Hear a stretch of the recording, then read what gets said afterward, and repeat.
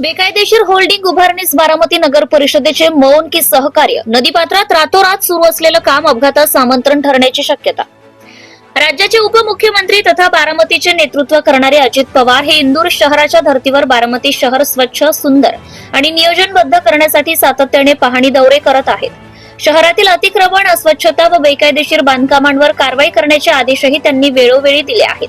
मात्र दुसरीकडे त्यांच्या स्वतःच्या राष्ट्रवादी काँग्रेस पक्षाशी संबंधित काही नगरसेवकांचे शुभचिंतक बेकायदेशीर मार्गाने व्यवसाय करण्यासाठी थेट नदीपात्रात मोठमोठे होल्डिंग उभारत असल्याचे गंभीर चित्र समोर येत आहे.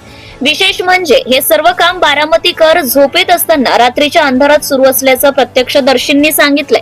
नदीपात्रात कोणतीही अधिकृत परवानगी न घेता सुरक्षिततेचे नियम धाब्यावर बसवून होल्डिंग उभारणे हे केवळ बेकायदेशीरच नव्हे तर अत्यंत धोकादायक आहे.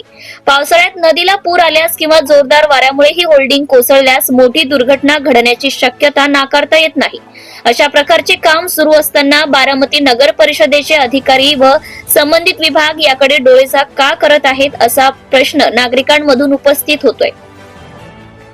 नगर परिषदेच्या माहितीशिवाय नदीपात्रात असे काम सुरू राहू शकते का, की हे सर्व काही मौन की सहकार्याने सुरू आहेत अशी शंका नागरिक व्यक्त करीत आहेत.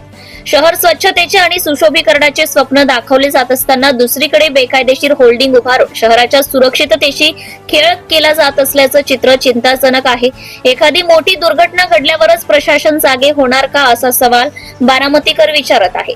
या प्रकरणाची तातडीने चौकशी करून संबंधितांवर कठोर कारवाई करावी, तसेच नदीपात्रातील सर्व बेकायदेशीर होल्डिंग तात्काळ हटवावीत अशी मागणी आता जोर धरू लागली आहे. अन्यथा सुंदर बारामतीचे स्वप्न केवळ कागदावरच राहील अशी भावना नागरिकांमध्ये व्यक्त होत आहे.